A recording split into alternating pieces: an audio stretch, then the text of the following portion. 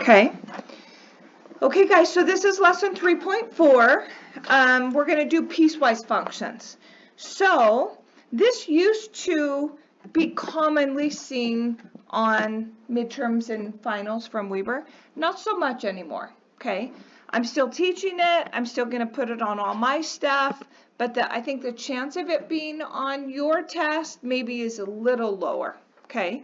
All right, so I want to explain something. See this f of x? I want you to write y equals, okay? And then you've got that top equation, negative x plus 2. And then you've got the middle equation, y equals x to the second. And then you've got the bottom equation, y equals x. So we're going to use one of those three, not all three of them, just one of them. But we have to figure out which one. So everybody label these 1, 2, and 3. Okay? So, sorry, my pen's being a little weird. Okay, you're going to use equation 1 if the value of x is less than negative 1. You're going to use equation 2 if the value of x is in between a negative 1 and a 1. And you're going to use equation 3 if x is bigger than 1. So you just use these things right here to tell you which equation, and then you just plug it in. So it's pretty simple. Okay, everybody look. This right here means x is a negative 2. Is that smaller than a negative 1, in between a negative 1 and 1, or bigger than 1? Everybody tell me, 1, 2, or 3, which one is it? 1. It's 1. So you go into the right-hand side, and wherever you see an x, you put in a negative 2. So you just go negative 2, plus 2. Well, a negative 2 is really a positive 2, right? And then 2 plus 2 is 4. 4 is my answer, and I'm done. That's it. That's all I do. Okay, let's do the next one. F of negative 1. You guys, is that equation 1 or is it equation 2? Somebody talk to me. 2. Why not 1? Because 1 has a negative 1. 1, it has to be less than negative 1. There's no equal sign on number 1, right? The equal sign is with number 2. You guys, look at this. Everybody write this down. Negative 1 squared. That's wrong. Please don't write it like that. Someone tell me what's wrong with what I've written. Yeah, the negative is also squared. All of x is squared, and the negative is part of the x. Okay, so you must have parentheses there. A negative squared is a positive. 1 squared is 1. There's your answer. Okay, this one right here, if x is 0, every single person in this room, I want you to tell me right now, 1, 2, or 3. What's the answer? 2, right? Because it's in between negative 1 and 1. So that would be 0 squared. 0 squared is 0. That's your answer. Very simple. Okay, next one, f of 2. You guys tell me 1, 2, or 3. 3. Greater than 1, right? 2 is greater than 1, so it's 3. And it's just y equals x. My value of x is a 2, so my answer is just 2. That's all I have to do. Okay, so really quite straightforward. Okay, okay, now we're going to graph it. Everybody listen for just a second. These points right here, these values right here, they're fine. I don't use those values to graph it because I'm smart enough and you're smart enough to graph it without those values. So if they ask us, great, let's find it, then I'm going to like forget about it. Then I'm just going to graph it. So I don't really connect those when I do it. I'll connect them on this example so that you understand, but really I don't connect those because I don't feel like it's necessary. Okay, let's do this. Everybody call this number 1 and call this number 2. So if x is a negative 2, then it's less than 0, which would be equation 1. Okay, look right here. Negative 2 squared minus 2. That is wrong. That is wrong. All of x is squared. X is a negative 2. So the negative squared, but the way I wrote it, the negative is not squared. So you must put parentheses around it. Negative 2 squared is 4. 4 minus 2 is a 2. That's my answer. F of 0. You guys tell me, is that 1 or is that 2? It's 1. right? So that's 0 squared minus 2. 0 squared is a 0. 0 minus 2 is a negative 2. Easy. F of 1. 1 is bigger than 0. So we're talking about equation 2. So that's 2 times 1 plus 1. That's 2 plus 1, which is a 3, and I'm done. Who says I'm totally good? Give me some feedback how we're doing. Okay, good. Now we're going to graph it. I'm thinking about the graphing and what we just did on this question as two separate things. I don't think the first part is necessary to do the second part. Okay, everybody write down y equals x squared minus 2. We're going to graph that. Okay, everybody in the room knows it's a parabola. Would you use, this is a very good moment right here, listen to this. Would you use method 1 from last time's section, or would you use method 2? Which would you do? 1, duh. We can graph this in 30 seconds. This is just a parabola shifted, everybody tell me, down 2. I'm not going to do that x becomes, a y becomes. This will take 2 seconds. So I'm going to go down 2 and make a dot. And then I'm going to go right 1 up 1, left 1 up 1, right 2 up 4, left 2 up 4. Can anybody tell me the next one? It would be 3, tell me, 9. Yeah, so this is really steep. You don't have to do that 9. Just don't hit that x value of 3 or negative 3 on the parabola, because it's not supposed to hit it until way up high. Okay, all right, here's where people get confused right here. So I want everybody to watch this, okay? That whole parabola is not supposed to be there. The only time it's supposed to be there is if the x values are smaller than 0. Watch what I do. Watch closely. This is every single time. This is where people mess up. Okay? Here's an x value of 0 right here. Okay? That's an x value of 0. Move to the point on the graph. That would be there. I'm either going to erase the right side of that red dot or the left side. That's my cutting point. The ones that are supposed to stay are less than. You tell me where the x value is less than that red dot. Would that be to the right or to the left? To the left. So the left stays and the right goes. Okay, so that is gone. Now we're not done yet. I need you to look right here. Do you see how you have an equal sign with the 0? That means if x is 0, it is on that equation, and it is on that graph. And the way you show that is your circle is a closed-in circle. So you have to be very deliberate. You have to exaggerate that circle, because if I can't tell, I won't give you points for it. Okay, let's do the next one. Y equals 2x plus 1. What does that look like? Is that like a V or a parabola, or what is that? It's just a line. Yep, it's just a line. Let's graph it. I'm going to graph mine in red. So I'm going to go up 1, make a dot. The slope is 2 over 1. So I'm going to go up 2, right 1, up 2, right 1, down 2, left 1, down 2, left 1, down 2, left 1. There's my graph. The whole graph is not supposed to be there. The only part that's supposed to be there is where the x values are bigger than 1. This right here is where, bigger than 0, sorry. This right here is where people mess up. Watch. Here's where x is 0. See the parabola? I'm not even looking at the parabola. I don't care about the parabola. It's the line I'm looking at. Here's where x is 0 on the line. So I'm either going to erase all this stuff, or I'm going to erase all that stuff. The guy that's supposed to stay is bigger. Where is it bigger than 0? Guys, to the right of that dot or to the left? To the right. So the right stays and the left goes. Okay, so all this left goes away. I know I just messed up my graph. It's okay, I'll fix it. That looks like that. That looks like that. I'm not done. That's not a function. Can someone tell me why that's not a function? Because I've got 2 dots both at 0. This guy doesn't have an equal sign. So I have to show that if x is 0, it's not on the line. It's on the parabola. How do I show it's not on the line? Open circle. Yep. Exaggerate it. If I can't read it, I cannot give you points for it. So be dramatic with it. Okay? So everybody listen for 2 seconds.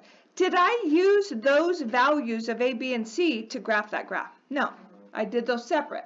I just want to make a quick connection. You don't ever have to make the connection because you're smart enough to graph it without the points. Look what this means. If x is a negative 2, y is a 2. Look, left 2, up 2.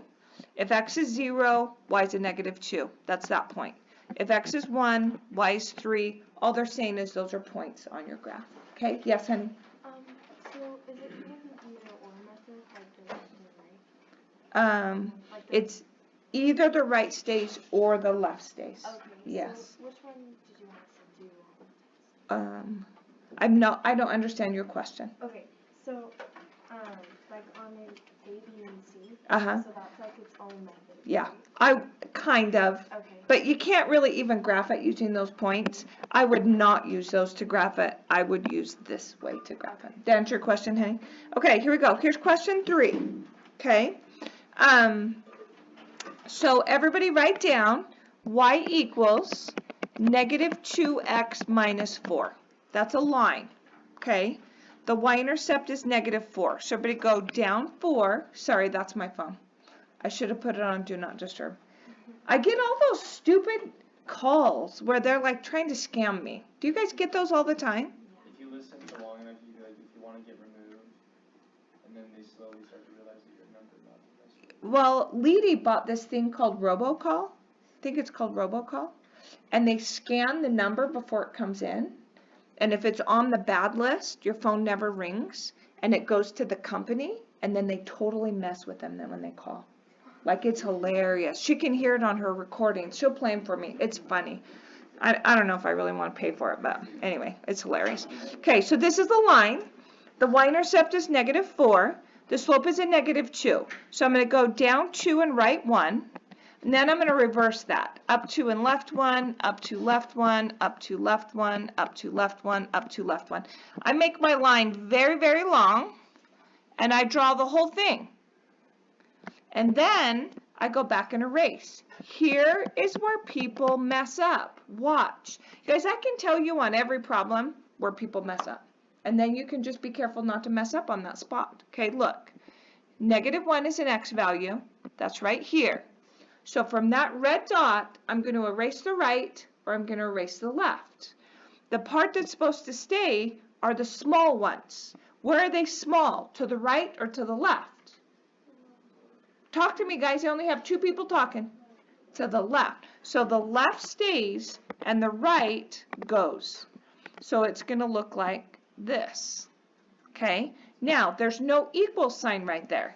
So that red dot actually needs to be an open dot.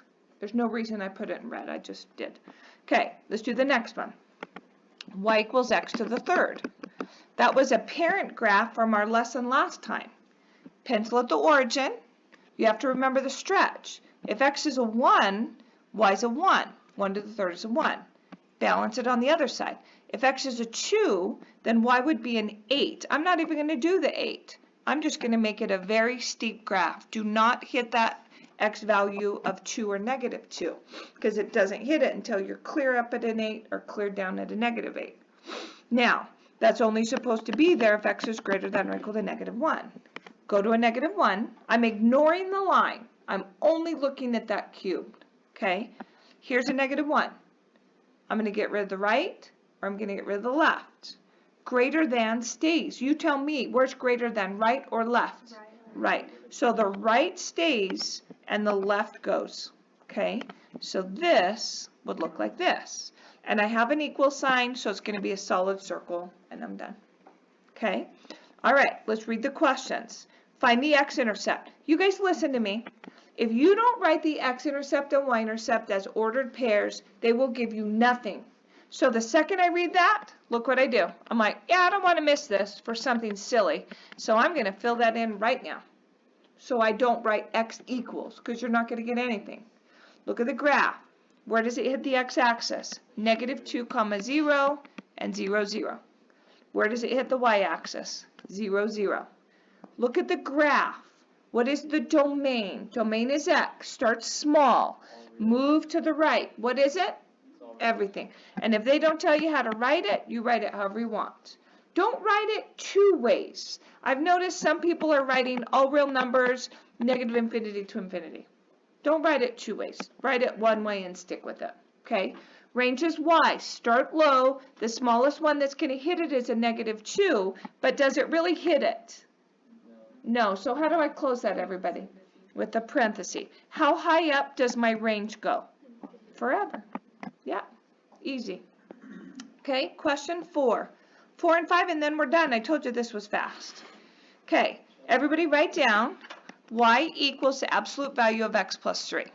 I want to say something really fast. Everybody stop. Please freeze for 2 seconds. If you did the homework that was due today, all using method 1, right 1, reflect across the x, left 2, if you did the whole thing that way, I think you better go back and practice the x becomes. Because on the midterm, you're going to have to do the x becomes, okay, which is method 2. Would you use method 1 on this equation, y equals absolute value of x plus 3, or would you use method 2? 1. 2's like 5 times longer, right? And we can do this in 30 seconds. The plus 3 does what to my graph, everybody? Talk to me. Left 3, okay? So it's going to be right here. And the stretch is normal. Right one up one, right one up one, right one up one, left one up one. This is a V. I know this is a V. I draw it in, and there's my graph. Now I have to erase. This is where people mess up. X is less than or equal to -3. Go to an x value of -3. I'm going to put a red dot right there. I'm going to erase the right, or I'm going to erase the left. The part that's supposed to stay is less than. You tell me what to erase, the right or the left. Left. Wait, Less than is left, so I get rid of the right. I said, what do I erase? So maybe you just didn't. I asked what I erased. Okay, that would be the right. I do have an equal sign, so my circle's solid, so I'm good to go. The next one is y equals the square root of x plus 3. You tell me, method 1 or method 2, what would you use? 1. Method 1. The plus 3 moves my square root. Guys, I really want you to engage. When I shout out a question, I expect 25 people to respond, not 1, okay? Everybody in the room, tell me what the plus 3 does to my square root. Moves it to the left, okay? And then the stretch is normal. You have to remember a normal stretch on a square root. Tell me what it is. First step. 1, 1. Back to that dot, and then do what? 4, 2, right? There's your graph. Now, this is a little weird because this point lies on both graphs. The second graph is open. The first graph is closed. If a closed intersects with an open, what do you think it is? It is closed, yes. So my graph is complete. I'm good, okay? X-intercept, I'm setting myself up. Y-intercept, I'm setting myself up. Then I'm going to look. If it's a nice intercept, use your graph. Look at the graph. The x-intercept is easy, -3, 0. The y-intercept, would it be okay to do this? 0, 1.7. Is that okay? No, it is not okay. No. Everybody write this down. Somewhere, okay? Never, all caps and underlined, never write your answer in decimal form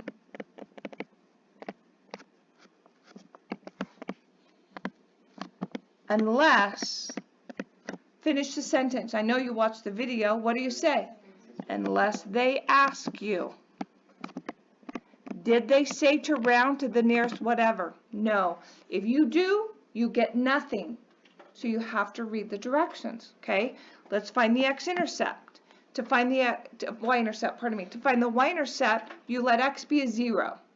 So if x is a 0, guys, what equation do I use? The top one or the bottom one? You tell me. If x is equal to 0, top or bottom? It's bottom. So now I'm going to write down f of 0 is equal to the square root of 0 plus 3. All I did is go into the second equation and let x be a 0. Square root of 0 plus 3 is just the square root of 3. There's my answer. 0, comma, square root of 3. No decimals. Look at the graph.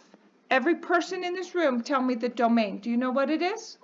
It's everything, right? All real numbers is great. Tell me the range. Start low and move up. What is it? Bracket 0 to infinity. Why bracket? It actually touches it because the circle is closed. Good, good. I feel like this is going great. Okay, here we go. Question 5. It's tax season. Okay.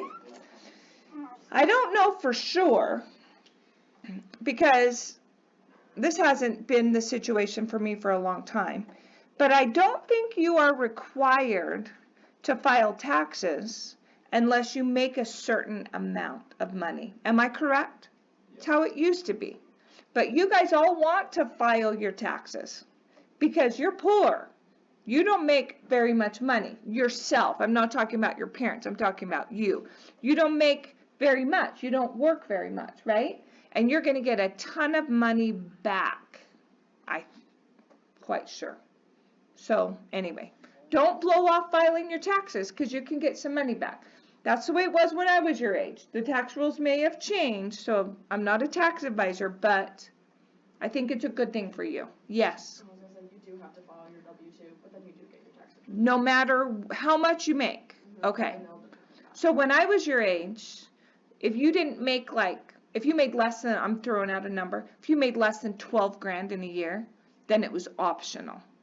But it's crazy for you guys not to, because you pay such a small tax percentage because your income, your personal income is so low. Am I correct?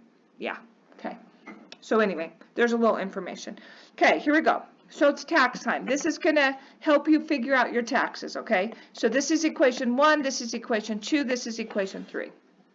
You've got two variables. One is an x and one is a t. The x stands for the adjusted gross income. The t stands for the amount of taxes. Does anybody know what adjusted gross income means? Okay, I'm going to tell you. I would love to teach financial lit, by the way. I think it would be really fun. I know you guys don't really like that class. Who says, yeah, I didn't really like that class? Who says I liked it? Anybody like it? That's good. I hope you guys took something away from it and that will really change, affect your life. I would like to teach it. I would teach you guys great things. So anyway, here's what adjusted gross income is, okay? I have my income, my husband has his income. We put our incomes together. That's our total family income. But then you have deductions, things that you can take off of that money so that I don't have to pay taxes on the big number. I can take pay my taxes on the smaller number. Things that you can deduct are mortgage interest and kids. Those are the big ones, okay? So you get a big number, subtract it out, get a smaller number, and I only have to pay taxes on the smaller number. So the smaller number is your adjusted gross income. It's adjusted, okay? Okay, anyway, so T of 30,000. 30,000 is your adjusted gross income. That's your X. So 30,000 would put you right here in equation number 2. So now I'm going to go 0.28 parenthesis 30,000 minus 17,900 plus 2,685. You guys, Weber State will allow you to just stick that whole thing in your calculator, okay? So everybody grab your calculator and just put this in. If you don't have the right calculator, would you please get the right calculator by your test? Because that's going to be sad if you don't get a calculator on your test. So everybody go 0.28 parenthesis 30,000 minus 17,900, close it off, plus 2685, hit enter, and you get 6,073. You guys, I get annoyed with people omitting commas, so put the commas where they're supposed to go. And this has a label. Can anybody tell me the label that goes with that? It is $sign, and the $sign goes in the front of the number, not at the back, okay? Interpret it, okay? Someone, think about what the X stands for, think about what the Y stands for, and I want someone to tell us. Go ahead. How much taxes you pay on that amount Good, and so you were so right, Jada, everything was good, but I want specific numbers, okay? So you're gonna fix this, okay? If you make, well, let's say if your AGI, adjusted gross income, is, tell me the number to put in, Jada. $30,000, comma, you will pay, tell me, Jada. Yep, in taxes. Okay, let's do the next one. 80,000. Every person in this room, 1, 2, or 3. What is it? 3. Every person. 3, right? So it's 0.31, parenthesis, 80,000 minus 43,250, close it off, plus 9783. Grab your calculator. Put it in just how you see it. 0.31 parenthesis, 80,000 minus 43,250, close it off, plus 9783, hit enter, 21, comma, 175.5. Now, does it make sense to write the number like that? Does that make sense? Yeah, because it's money.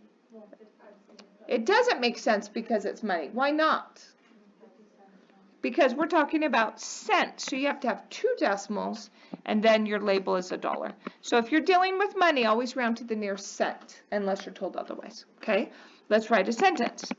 If your AGI is $80,000, put the dollar sign, comma, you will pay $21,175.50 in taxes. Now, is that accurate? 20,000 of 80,000, that is 25% of your money to taxes. Is that a good estimate, yes or no? It is, unfortunately. Isn't that tough? I am really, More than this is mine. Yeah. You guys, you do your taxes, you're going to be probably like that. Maybe even that. I don't know for sure. But you're going to be way less than those numbers because the lower the income, the lower the percent. I think. I don't know. I'm not an accountant. Okay, there's your homework. I think we feel good, right? Let's take a peek at those